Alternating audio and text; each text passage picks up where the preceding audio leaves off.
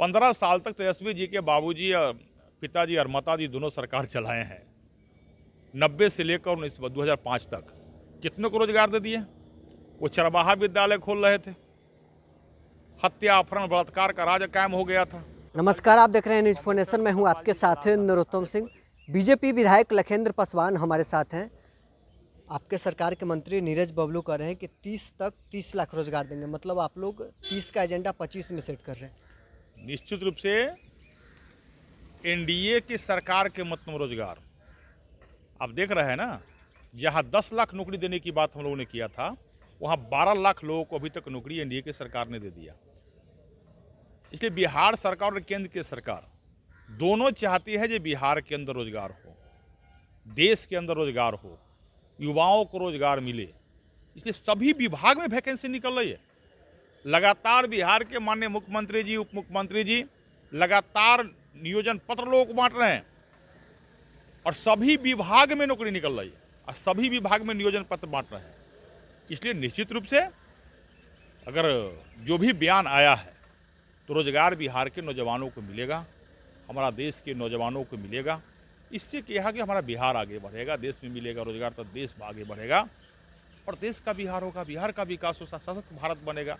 देश के माननीय प्रधानमंत्री नरेंद्र मोदी जी का जो सोच है, विकसित भारत, समृद्ध भारत, सशक्त भारत, तो ये सब तभी होगा जब समाज के अंतिम पंक्ति में बैठा हुआ लोग है उनको रोजगार मिलेगा, उनको समाज के मुख्य धारा में जोड़ा जाएगा, युवाओं को रोजगार मिलेगा, नौजवानों को रोजगार मिलेगा। तो मिल रहा है तो यही सशक्त भारत होगा ना। आपके मंत्री दावा कर रहे हैं कि अगले चुनाव तक 30 लाख रोजगार दे देंगे, लेकिन आरजेडी के विधायक कर रहे हैं कि जब तेजस्वी सरकार में थे तभी उन्होंने 8 लाख नौकरी अधीन करके आया था।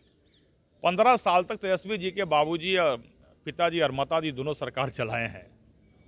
90 से लेकर 2005 तक कितनों को रोजगार दे दिए। वो चरवाहा विद्यालय खोल रहे थे, हत्या अपहरण बलात्कार का राज कायम हो गया था, जंगल राज स्थापित बिहार के अंदर हो गया था। आज बिहार में एनडीए की सरकार है, सुशासन की सरकार है, भारतीय जनता पार्टी के समर्थन की सरकार है, देश के माननीय प्रधानमंत्री नरेंद्र मोदी के मार्गदर्शन में सरकार है, बिहार के माननीय मुख्यमंत्री नीतीश कुमार जी के निर्देशन में सरकार चल रही है। सबका साथ सबका विकास के आधार पर सरकार चल रही है।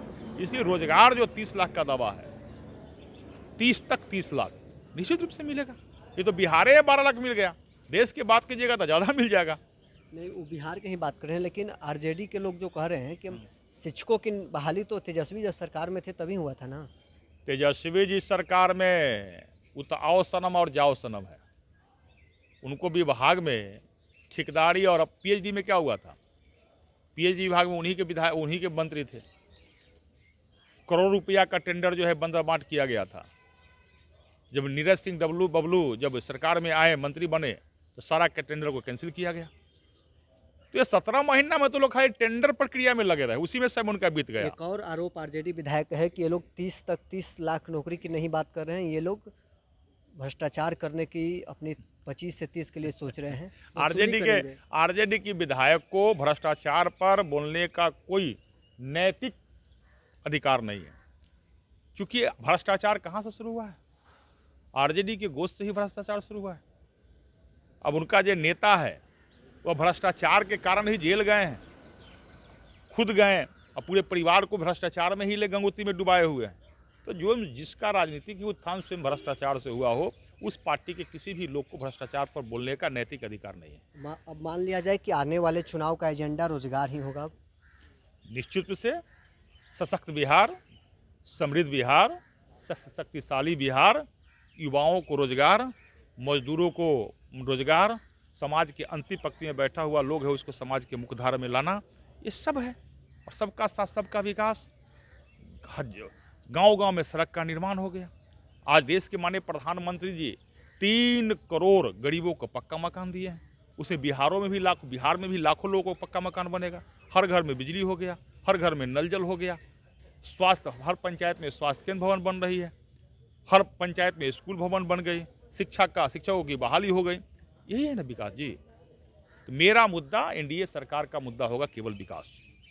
तो चलिए, बीजेपी विधायक लखेंद्र पासवान हमारे साथ थे। उनके मंत्री का दावा है अगले विधानसभा चुनाव तक हम 30 लाख रोजगार देंगे। इस पर इन्होंने सहमति जताई है। बहरहाल इस खबर में इतना ही, अब बने रहे न्यूज़ फोनेशन के साथ।